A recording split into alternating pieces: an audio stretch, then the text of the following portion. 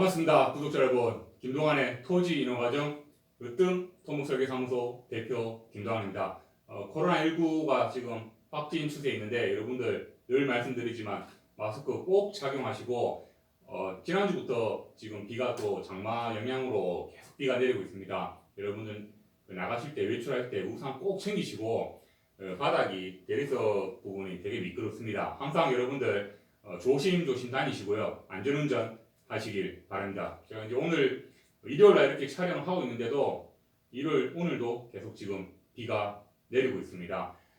아침에 저는 사실 오늘 그 중복인지 몰랐습니다. 저희 젊은 사람들 같은 경우는 그런 걸 좀 잊고 사는 편인데 아침에 이제 카톡이 하나 들어왔습니다. 저는 이제 아침부터 무슨 카톡이 이렇게 왔는가 싶어서 봤는데 유튜브 잘 보고 있습니다. 항상 파이팅 하세요 하고 이제 그 삼계탕 이모티콘을 좀 보내주셨더라고요.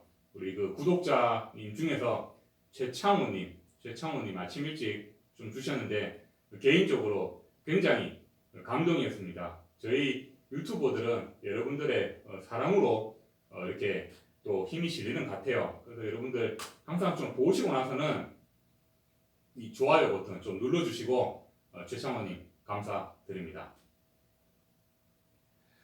오늘은 그 장맛비가 계속 내리는 관계로 제가 이제 그거에 또 컨셉에 좀 맞춰가지고 여러분들께 좀 설명을 드리려고 합니다.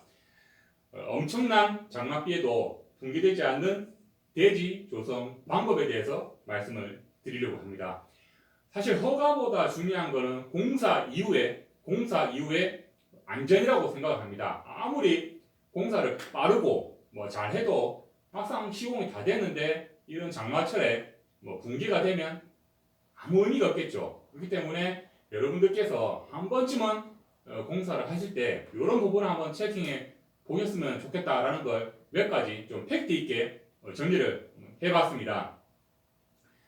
먼저 이제 구조물 공사인데요. 임야의 대부분 단독주택이나 야영장이나 이런 시설이 있다 보니까 임야에 많이 공사를 하는 편인데 임야는 뭡니까? 항상 이렇게 그 절토 구간이 꼭 있죠. 절토 구간이 꼭 있는데 그런 절토 구간에는 보통 보면 그 옹벽이 L형 옹벽이든 역L형 옹벽을 많이 설치합니다. 근데 이걸 이제 구분하는 게 저는 실제로 이 구분을 설계자가 잘못하는 바람에 그 무너지는 걸 한번 현장을 봤습니다. 절대적으로 이 공법이 굉장히 중요합니다. 그래서 이제 역L형 옹벽 같은 경우는 우리 부지 뒤에 이제 임야, 그러니까 그 임야라든가 어떤 높이가 더 높을 때, 그럴 때 이제 역L형 옹벽을 선택을 해서 이제 설계를 합니다. 이런 부분인데, 이게 만약에 역L형 대신 L형으로 옹벽됐다라고 하면 시공에서 이런 비가 왔을 때는 100% 붕괴가 됩니다. 아시겠죠? 그래서 이제 이런 부분이 있고요.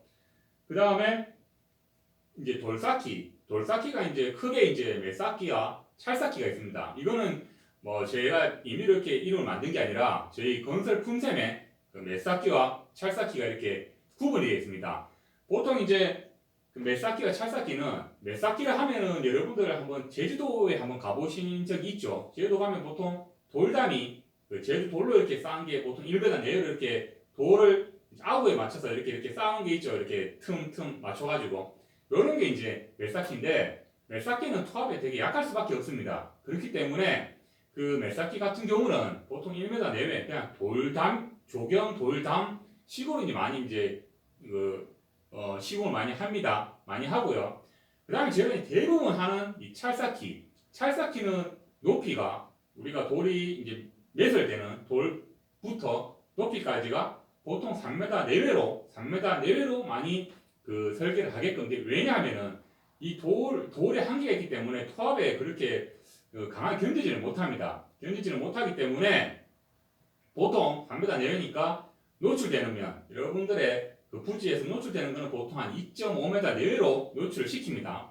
노출을 시키고 이 찰쌓기 같은 경우는 그 전석을 놓고 콘크리트를 놓고 바르고 해가지고 제일 위에 이제 천장이라 해서 또 이제 콘크리트 타설을 합니다. 흔들림 없이 시공하기 위해서 그렇게 하는 게 이제 찰쌓기인데 요거는 다 기본이지만 가장 찰쌓기에 중요한 거는 그 찰쌓기도 그 전석 뒤에서 물이 나오는 부분을 배수할 수 있고 배수 파이프를 간격별로 두게 돼 있어요. 배수 파이프를 그래야지만 거기에서 고여있는 물이 나올 수가 있겠죠. 이게 굉장히 배수 파이프가 굉장히 중요하고요. 두 번째는 이 배수 파이프에 직수될 수 있도록 전석 뒤에 자갈을 이렇게 그 잡석 체험을 하게 돼 있습니다. 자갈 잡석 체험을 하게 돼 있는데 이게 이제 어떤 저희 토목용으로는 매간거 개념입니다. 여기 이제 직수가 돼서 배수 파이프로 나와야지만 이 토합이 이렇게 강해지지 않고 그렇게 유지를 하기 위해서 이렇게 하는데 이게 굉장히 중요합니다. 그래서 여러분들께서 한번 시공하실 때 이 부분이 잘 이루어지고 있는지에 대해서 한번 나가보셔서 검토해 보시는 것, 아니 한번 육안으로 확인해 보시는 것도 굉장히 중요하다고 생각을 합니다. 그리고 이제 세 번째가 보강통벽이죠. 온벽도 이제 보강통벽은 여러분께서 많이 들어서 아시지만 보강통벽 같은 경우는 그 굳이 절터 부분에 설치를 할 수가 없습니다. 절터 부분에 할 수가 없고 보강토는 성토 부분에 많이 합니다. 이 그리드라는 부직포가 깔리기 때문에 그 절터 부분에 할 수가 없는데 이 보강토 같은 경우는 좀 높이가 좀 올라갑니다. 뭐 일반적으로 소단을 좀 넣고 이결하고 또 올라가고 이결하고 올라가기 때문에 뭐 10m 정도는 올라가는 걸로 뭐 알고 있습니다. 알고 있는데 이런 부분들이 또 보강토가 들어가 뭐 5m, 10m 구간 이런 부분에 보강토가 들어가야 되는데 자칫 이게 또 식생블럭, 뭐 식생블럭이라 하면은 이 보강토는 그리드라는 게 깔고 이게 많이 다져줍니다. 그렇기 때문에 토합이 굉장히 강한데 그 식생블럭이라는 거는 말 그대로 블럭을 설치하면 거기에 이제 나중에 시간이 지나면 풀이라든지 많이 자랍니다. 많이 자라고 이 식생블럭은 놓고 해서 이제 핀으로 이렇게 꽂아줍니다. 핀으로 꽂아주기 때문에 토합이 굉장히 약하죠.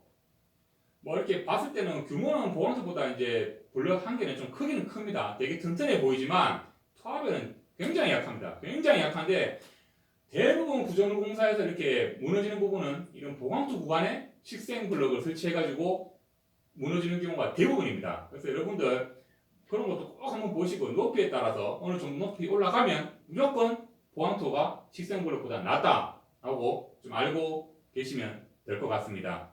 그래서 이제 그런 부분이고 그 다음에 이제 우리가 이제 부지에 보면 이제 관로를 매설하죠. 관로를 매설하는데 뭐 지수 정도 설치하고 그래야 이제 배수가 되겠죠. 되는데 보통 콘크리트 포장이나 아스콘 포장을 많이 하면 그 무게가 있습니다. 콘크리트도 무게가 있고 아스콘도 무게가 있죠. 무게가 있는데 이거를 그 PVC 파이프로 이렇게 매설을 하게 되면 이게 크랙이 갈 수가 있어요. 내구성이 좀 약하죠. PVC 때문에. 그렇기 때문에 예전에 저희가 설계할 때는 PVC를 거의 안 썼습니다. 거의 안 쓰고 대부분 다 흉관으로 많이 했어요. 흉관은 내구성이 굉장히 강하죠. 강하기 때문에 대부분 크나 작으나 광경이 흉관으로 했는데 요즘엔 PVC가 많이 합니다. 왜냐하면 또 공사비를 좀 절감해달라는 사업주의 요청이 많기 때문에 PVC를 하는데 되도록이면 흉관이 내구성이 좋기 때문에 흉관으로 또 배수관로 설계를 하는 게 제 생각은 맞다고 봅니다. 뭐 100%는 아니지만 거기도 안전성이 있는 것 같습니다. 그래서 이제 그런 부분도 좀 참고를 하시길 바랍니다. 그리고 마지막으로 이제 이런 어떤 설계가 잘 된다 해도 뭐 이제 여러분들께서 허가가 나면 이제 시공업자를 선택을 하죠. 뭐 건축도 마찬가지고 토목도 마찬가지고 조경도 마찬가지로 시공업자를 선택을 하는데 이 시공업자를 선택할 때는 뭐 제 주관적인 개념으로는 광법공사를 좀 했던 실적이 있는 업체를 좀 선정하는 게 좋습니다. 뭐 왜냐하면 광법공사는 그 공무원이든 또 규모에 따라서 감리가 또 있습니다. 감리이기 때문에 이 공정별로 진행할 때 무조건 그 체크리스트에 의해서 이렇게 검증을 하게 돼요. 검증을 하게 되는데 아주 사소한 것도 그냥 지나갈 수가 없습니다. 그렇기 때문에 이 광법공사 하시는 분들은 대부분 보면 굉장히 FM대로 합니다. 이 몸에 배인 습관이 그렇게 해왔기 때문에 그냥 FM대로 하기 때문에 되도록이면 이 광법공사 실적이 있으신 분을 한번 이렇게 선택하는 것도 하나의 방법일 수가 있고요. 그 다음에 견적서를 이렇게 많이 받아보지 않습니까? 뭐 이렇게 건축도 마찬가지 견적서를 받아보시지만 그 견적서를 이제 뭐 대여섯 개 받아보면 제일 낮은 단가라든가 또 제일 높은 단가는 좀 배제를 해 두시고요. 뭐 적정 단가 있죠. 중간 단가에서 그런 실적도 보셔가지고 선정을 하는 게 낫다. 왜냐하면 또 최저 단가를 이렇게 해가지고 선정하면 당연히 공사가 좀 이렇게 좀 빠지는 어떤 공정들이 좀 당연히 생길 수밖에 없습니다. 상식적으로 뭐 저가 단가에 공사를 이렇게 튼튼하게 하면 그게 제일 좋죠. 하지만 그렇게 될 수 있는 구조는 아닌 것 같아요. 그렇기 때문에 단가를 받아보시고 뭐 중간 정도의 단가에서 이렇게 선정을 하시는 게 좋지 싶습니다.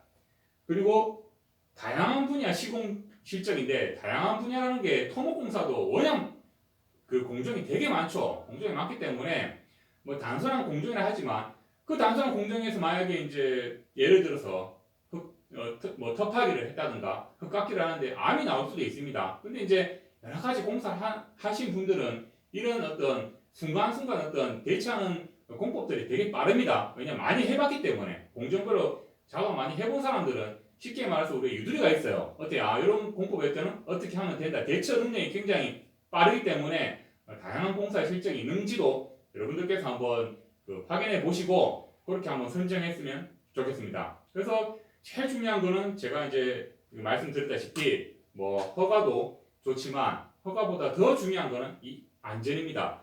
안전이 한번 이렇게 큰 어떤 그런 붕괴를 한번 겪어보시면 이게 조금 그 뇌리에서 잊을 수가 없어요. 맞죠? 잊을 수가 없기 때문에 여러분들이 오늘 제가 말씀드린 이 부분을 곰곰이 한번 이렇게 한번 다시 한번 반복해서 한번 들어보시고요. 여러분들이 공사할 때 꼭 이런 선정할 때 한번 해보시는 게 좋습니다. 그리고 잘 모르신다라고 하면 뭐 도면을 봐도 여러분들 좀 이해가 잘 안 되는 부분이 있을 수가 있죠. 그래서 그런 부분이 있으면 뭐 저한테 언제든지 연락을 주시면 제가 이제 객관적인 입장에서 여러분들께 한번 검토를 해드릴 수 있습니다. 그러니까 그런 부분이 있으니까 여러분들 너무 이렇게 어려워하지 마시고요. 항상 이제 궁금한 거, 토지에 대한 전반적인 궁금한 게 있으면 언제든지 으뜸토목설계사무소 대표 김동환을 찾아주시면 됩니다. 여러분들의 항상 제가 아는 최대한 범위 내에서 여러분들께 알려드릴 수 있도록 최선을 다하겠습니다. 여러분 다음 주에도 계속 이제 비 소식이 있는데 다음 주에도 여러분들 건강 좀 조심하시고 지금 또 휴가철에 이렇게 또 비가 많이 오고 있습니다. 좀 답답하시겠지만 이 장마가 지나가고 나서 여러분들 휴가를 떠나시길 바랍니다. 다음 한 주도 건강하시길 바랍니다. 감사합니다.